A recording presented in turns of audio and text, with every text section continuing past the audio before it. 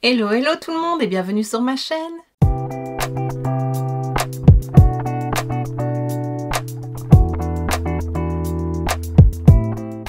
On se retrouve enfin pour le bilan lecture du 3e trimestre. Alors je sais, normalement j'essaye de les faire sortir début du trimestre qui suit, mais voilà, comme tu le sais, j'ai eu des vidéos plus importantes à sortir en premier, mais voilà, le 4e trimestre vient à peine d'être commencé, donc voilà, il n'est jamais trop tard.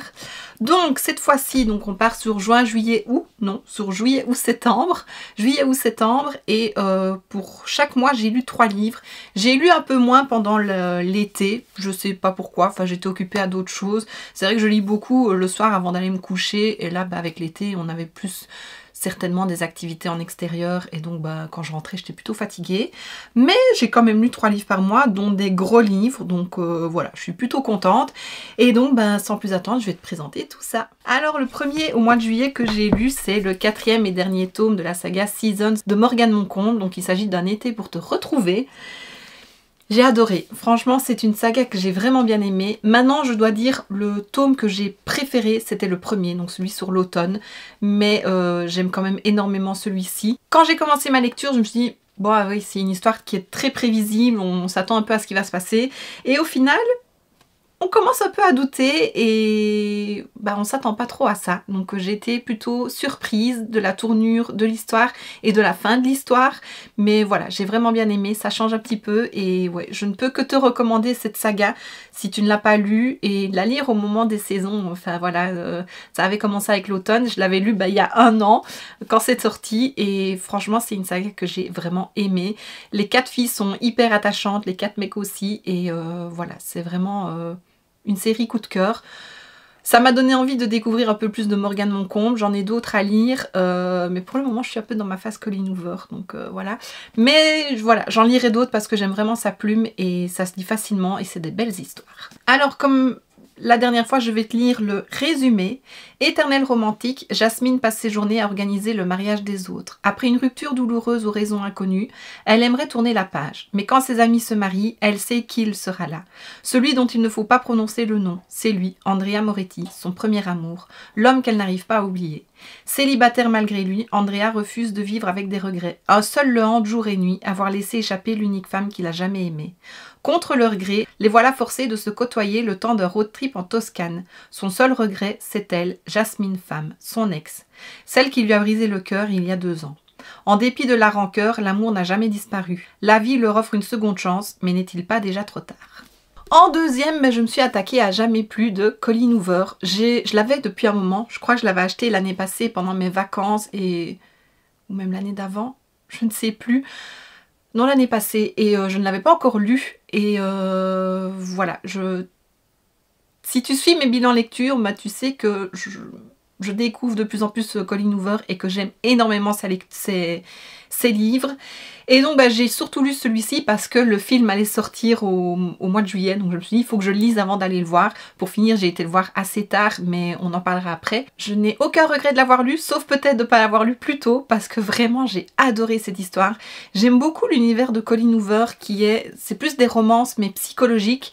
Et ce que j'apprécie et que je remarque dans les différents livres que j'ai pu lire, c'est qu'au début tout est beau, tout est rose, et puis bah, au fil de l'histoire tout descend et s'assombrit, et pour finir ça se termine plutôt bien, en tout cas dans tous ceux que j'ai lus. Mais ouais, j'aime beaucoup cet univers là, et voilà, ici ça parle de violence physique envers les femmes, donc voilà, il faut être quand même prévenu là-dessus, mais ouais. Et donc bah, je suis allée voir le film quelques mois après, je l'ai vu il n'y a pas si longtemps, et je trouve que... Désolée, Fluffy vient de se coucher sur mon rideau. Il fait son nid. Mais je trouve que le film a plutôt bien respecté le livre, et donc ça c'est top. J'aime quand les adaptations cinématographiques respectent bien le livre, parce que souvent c'est pas le cas. Mais ici j'ai trouvé que c'était vraiment que c'était plutôt le cas, et voilà, si tu n'as pas vu le film ou si tu n'as pas vu le livre, je te les recommande. Moi j'aime mieux lire le livre avant de voir le film, mais voilà, ça c'est moi. Et donc oui, jusqu'à présent, je n'ai jamais été déçue d'un livre de Colleen Hoover. Donc je te lis le résumé aussi. Attends, parce que j'ai le prix qui est collé sur le résumé. Lily Blossom Bloom n'a pas eu une enfance très facile, entre un père violent et une mère qu'elle trouve soumise, mais elle a su s'en sortir dans la vie et est à l'aube de réaliser son grand rêve, ouvrir à Boston une boutique de fleurs. Elle vient de rencontrer un neurochirurgien, Ryle, charmant, ambitieux, visiblement aussi attiré par elle qu'elle l'est par lui. Le chemin de Lily vers le bonheur semble tout tracé. Elle hésite pourtant encore un peu. Il n'est pas facile pour elle de se lancer dans une histoire sentimentale avec des parents comme les siens. Choisir cette vie, c'est aussi tirer un trait sur son passé et Atlas, ce jeune homme qui a été son premier amour et qui a profondément marqué son adolescence. L'avenir semble limpide et simple, mais il peut s'obscurcir très vite. Voilà. Et alors j'ai tellement aimé ce livre, là je l'avais acheté en poche pour voir ce que ça donnait, que j'avais demandé le livre collector de celui-là et je me suis acheté le livre collector du tome 2, donc c'est à tout jamais. Tu le verras après parce que je l'ai lu plus tard. Et je l'ai reçu à mon anniversaire, ce livre-là en collector. Tu le verras dans mes cadeaux d'anniversaire, ça arrive mercredi si je ne me trompe pas. Et franchement, il est trop beau ce livre. Donc celui-ci, je vais le mettre en vente sur mon Vinted si jamais il t'intéresse. Mais voilà. Et le troisième livre que j'ai lu pour le mois de juillet, c'est celui-ci, Friends, tome 1. Alors, c'est un livre que j'ai découvert l'année passée et je l'ai acheté l'année passée parce qu'on me l'a vendu, enfin, de ce que j'en voyais, c'est que c'était un peu comme la série d'Emily d'Estelle Mascam. Et c'est une série qui m'a fait reprendre la lecture, bon il y a déjà quelques années maintenant, mais que j'avais adoré et que j'ai envie de relire. C'est des lectures pour ados, mais je trouve qu'en été, quand on n'a pas envie de se prendre trop la tête avec des lectures un peu plus... qu'on a envie d'un truc un peu plus léger, quoi, facile à lire. C'était vraiment la lecture parfaite. Et donc je voulais voir ce que ça donnait et je ne suis pas déçue. J'ai vraiment bien aimé. Et j'ai commandé directement les 2 autres tomes, donc c'est une trilogie, pour pouvoir lire la suite directement, les enchaîner parce que j'aimais vraiment bien. J'étais très attachée au personnage et j'avais envie de savoir ce qui se passait dans la suite. Ça parle d'ado, d'amour, de soleil, de vacances et d'âmes torturées. Enfin vraiment, j'aime beaucoup. Et en bonus, ce que j'ai beaucoup aimé, c'est que c'est de petits chapitres mais qui tiennent en haleine et donc c'est très difficile de décrocher l'histoire. En tout cas pour moi. Alors je vais te lire le résumé. Si je pouvais choisir ma façon de mourir, ce serait de cette manière. Nous restons là un instant, corps contre corps, cœur contre cœur, blessure contre blessure. Un nouveau départ, une nouvelle maison, de nouveaux souvenirs. Un nouveau lycée, de nouveaux amis. Tout pour essayer d'oublier que le cancer a gagné et que je ne verrai plus jamais ma mère. Tout pour recommencer sur des bases saines et me reconstruire. C'est sans compter Cameron avec qui je dois vivre au quotidien. Lui et Lucie, sa garce de petite amie, n'ont qu'une idée en tête, me pourrir la vie. Il semble oublier que je n'en suis pas à ma première peine et que je compte bien trouver ma place dans cette nouvelle vie, quoi qu'il arrive. Donc voilà, si tu connais pas, pour l'été prochain peut-être, je te recommande. Vraiment facile à lire. Voilà, j'ai bien aimé. On passe maintenant au mois d'août et donc j'ai enchaîné avec le tome 2 de Friends, c'est More Than Friends. J'ai été un peu plus déçue de ce livre-là. Je l'ai trouvé très long et plutôt triste. Je m'attendais à une autre histoire, je vais pas te dire ce qui se passe parce que si tu le lis, voilà. Mais je crois que si je n'avais pas acheté... Enfin si, parce que quand je commence une série, j'aime bien continuer jusqu'au bout. Mais ça m'avait un peu démotivée pour lire le tome 3. Et vraiment, je me suis dit que c'était foutu pour eux, en fait. Pour des personnages. Et ouais, donc là, j'ai été un peu déçue. J'ai trouvé ma lecture un peu longue aussi. Ça tirait un peu en longueur. Et voilà, je l'ai un peu moins aimée. Mais on va parler du 3 juste après. Qui m'a fait aimer un peu plus cette lecture. Mais donc voilà, je n'ai rien de plus à dire sur celui-ci, je vais te lire le résumé. J'ai eu le courage de l'aimer avec son passé et j'espère lui avoir appris autant qu'il m'a appris. Nous sommes arrivés au dernier chapitre de notre histoire, au bout de notre chemin. On peut dire que je suis partie du mauvais pied avec Cameron. Après la haine et la rancune, j'ai découvert l'amour passionnel auprès de lui. Mais qui dit passion dit conflit. Entre mon retour au lycée et sa vie de mannequin, on n'a plus beaucoup de temps à se consacrer. Et comme les ennuis n'arrivent jamais seuls, j'ai sous-estimé le désir de vengeance de son ex, Lucie. Après la trahison de Louis, je pensais avoir subi ce qu'il y a de pire. De toute évidence, je me trompais. Voilà. Et quand j'ai eu fini celui-ci, non sans peine, j'ai entamé le tome 3 qui est Friends as Stranger. Alors je ne l'ai pas dit mais c'est de Marie-Charlotte François, c'est une Française. Et là, ça m'a réconciliée avec l'histoire. Si j'ai bien compris, elle voulait s'arrêter au tome 2 et ses fans ont un peu poussé à ce qu'elle écrive la suite. Et franchement, elle a bien fait parce qu'au moins l'histoire se termine mieux, est plus jolie, moins triste, même s'il se passe énormément de choses dans ce tome-là. Ce que j'ai bien aimé ici, c'est qu'on a des chapitres selon les deux protagonistes. On a des chapitres sur Jade, enfin racontés par Jade, et des chapitres racontés par Cameron. Et je trouve ça bien de voir la psychologie et les sentiments de chacun des personnages. Donc ça déjà, j'ai préféré. Et ouais, au final, c'est une très belle histoire. Je te dis, le 2 un peu moins, il faut quand même s'accrocher un petit peu pour pas décrocher justement. Mais si tu lis tout, tu verras qu'au final, c'est une belle petite histoire. Et pour l'été, vraiment, elle est parfaite. Donc voilà. Pareil, le résumé. Je me laisse aller entre les bras de ma fiancée en tentant d'ignorer le regard perçant de mon premier amour, là, dans la même pièce. Depuis mon départ, 5 ans ont passé et pour oublier Cameron, je me concentre sur mon nouveau travail et profite de la vie dans les bras de mon fiancé. Du moins, c'est ce que je croyais, jusqu'à ce que nos chemins se recroisent à une soirée qui m'a fait voir la vérité en face. 5 ans plus tard, je n'ai absolument pas tourné la page. Cameron me fait toujours tourner la tête. Alors que des sentiments supposés bien enfouis remontent à la surface et menacent de compromettre ma nouvelle vie, je ne peux m'empêcher de me demander si Cameron et moi avons encore un avenir ensemble. Voilà. Et pour terminer mes lectures du mois d'août, j'ai lu celui-ci, Cœurs et âmes de Colleen Hoover et Pépite. Donc je l'ai lu au mois d'août, fin août, et j'y pense encore à ce livre. Je sais pas, l'histoire m'a vraiment touchée, pourtant c'est une histoire toute simple, il n'y a qu'un tome, il pourrait y avoir un deuxième mais ça s'arrête très bien. Je trouve que Colleen Hoover, elle fait plutôt des fins ouvertes, qui sont quand même une fin, mais qui pourraient supposer qu'il pourrait y avoir une suite, mais s'il n'y en a pas, c'est pas grave. Et franchement, je m'attendais pas à grand chose avec ce livre-là, cette couverture, mais j'ai adoré, je trouve que c'est une belle histoire, très touchante. Et voilà, comme je te dis, j'y pense encore des mois après et je pense que c'est un que je relirai prochainement parce que vraiment, j'ai vraiment bien aimé. Alors, pareil, le prix est sur le résumé, je le bouge. Alors, le personnage principal, ça s'écrit Beya. Je sais pas si tu vois ici, mais si je me souviens bien, ça se dit Beyeux. Il me semble que c'est comme ça qu'elle l'explique dans le livre. Donc on va dire Beyeux. Beyeux a grandi dans la pauvreté auprès d'une mère droguée. À 19 ans, elle est enfin prête à voler de ses propres ailes. Elle a su trouver une issue et s'apprête à entrer à l'université avec une bourse obtenue grâce à ses talents de sportive. À 2 mois du grand départ, la mort brutale de sa mère la plonge dans une situation très compliquée.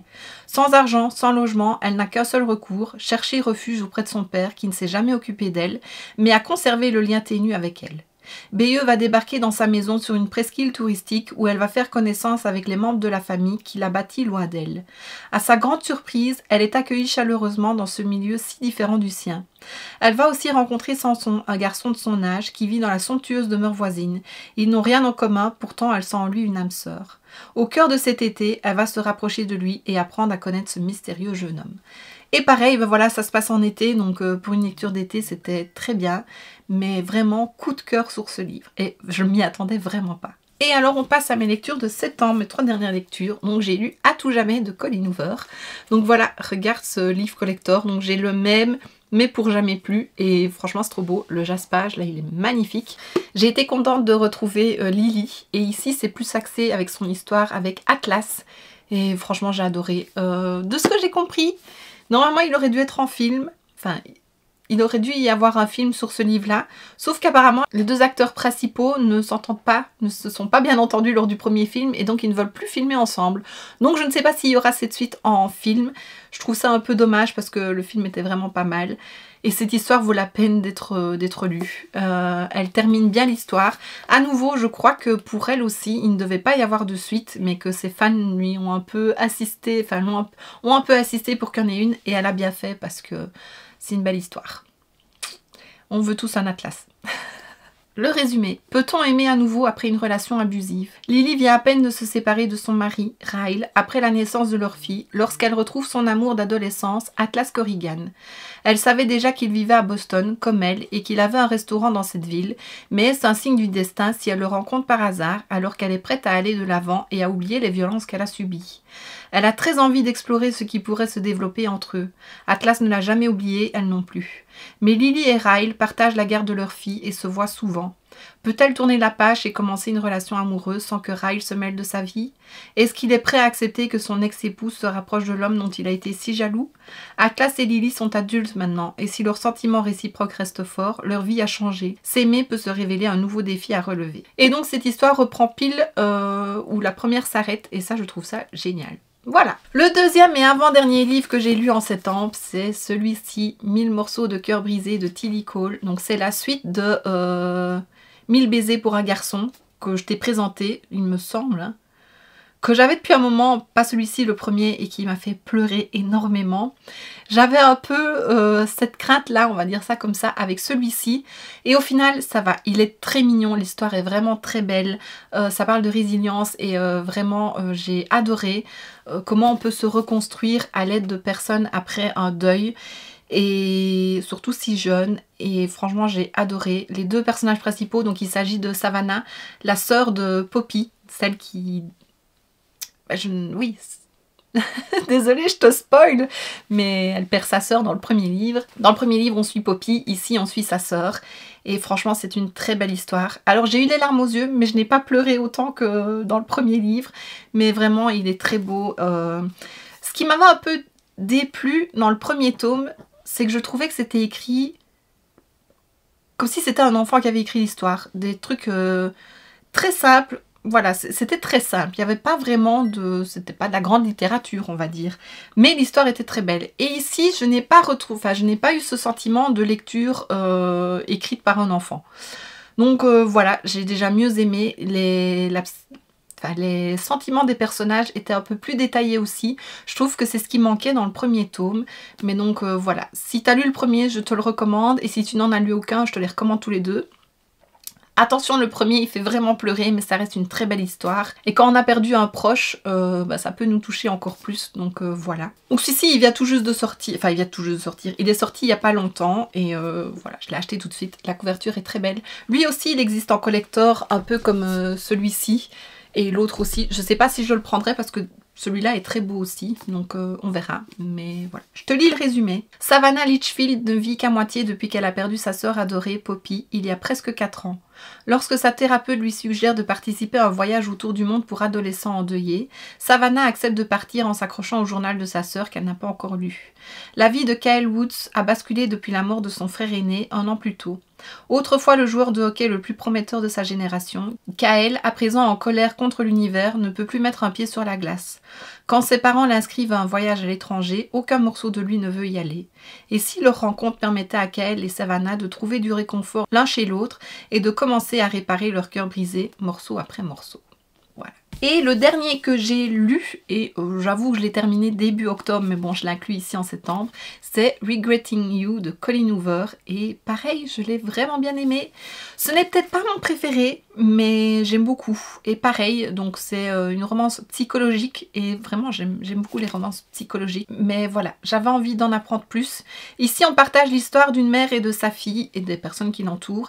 Et donc d'un chapitre à l'autre, on a la version de la fille et la version de la mère. Donc ça c'est pas mal aussi. J'aime bien ça en fait, j'aime bien voir les deux versions quand on a deux personnages principaux. J'aime bien avoir les deux versions des personnages. Dans celui-ci c'est pareil, on a la version de Savannah et la version de Kyle, donc ça c'est top. Voilà, j'aime vraiment bien. Je trouve qu'on en apprend plus sur les personnages que simplement d'avoir la vision que d'un personnage. Et donc ici c'était pareil et j'ai vraiment bien aimé. Donc comme j'ai dit, c'est pas mon préféré, mais voilà, ça reste du Colleen Hoover et j'aime beaucoup. Et ouais, voilà, ici aussi ça parle de décès, ça parle de tromperie, d'être parent très jeune, et ouais, je vais pas en dire plus, je vais te lire le résumé si tu ne l'as pas lu, mais vraiment, je te le recommande aussi. Morgane est devenue mère encore adolescente. Cette naissance a prévu à déterminer sa vie. Un mariage plus rapide qu'elle ne l'avait envisagé avec le père de Clara, sa petite fille, et une vie de femme au foyer. Maintenant que Clara a presque 17 ans, l'âge qu'elle avait lorsqu'elle est tombée enceinte, Morgane s'interroge sur ses choix. Son mari, sa sœur Jenny et même Clara la trouvent un peu effacée, prévisible. Clara est à l'aube de sa vie amoureuse et d'adulte. Elle voudrait devenir actrice et est très attirée par Miller, séduisant et mystérieux. Ses rêves, comme ses confidences, elle les réserve à sa tante Jenny plutôt qu'à sa mère dont elle se sent très différente. Mais tout va exploser lorsque son père est victime d'un accident. La tragédie anéantit la mère et la fille, mais va également bousculer leurs convictions et leurs relations. Comment faire face à la cruelle réalité, sans doute en l'affrontant à deux et en s'appuyant sur l'amour qu'elles se portent, malgré toutes leurs différences. Parfois, il faut abandonner le combat pour le gagner. Voilà. Et donc, c'était les 9 livres que j'ai lus. 1, 2, 3, 4, 5, 6, 7, 8, 9, oui. Que j'ai lus ce 3e trimestre. Ici, on vient de commencer octobre et j'ai presque déjà fini mon 2e livre. Et voilà, j'essaye de me mettre dans un thème un peu plus... Halloween, voilà, des thrillers, des choses comme ça. Ça change les lectures d'été que j'ai lues ici, mais voilà, et puis je passerai tout doucement à Noël. Et tu verras ça, le bilan de ce 4e trimestre, certainement début janvier, quand décembre sera terminé. Et voilà. J'espère que ce bilan t'a plu. Tu me diras en commentaire ce que tu as lu ces 3 derniers mois et s'il y a des livres que j'ai présentés ici que tu as déjà lu et ce que tu en as pensé. Si on pense la même chose ou pas du tout. Voilà, ça me fait plaisir de le savoir. J'aime qu'on partage ensemble dans les commentaires. Et voilà, c'est terminé. Et donc voici ce qui termine cette vidéo. J'espère que ça t'aura plu. Si c'est le cas, n'hésite pas à mettre un pouce vers le haut, à me laisser un petit commentaire et à t'abonner si ce n'est pas déjà fait. On se retrouve très bientôt dans une prochaine vidéo. Et d'ici là, je te fais plein de bisous. Mouah.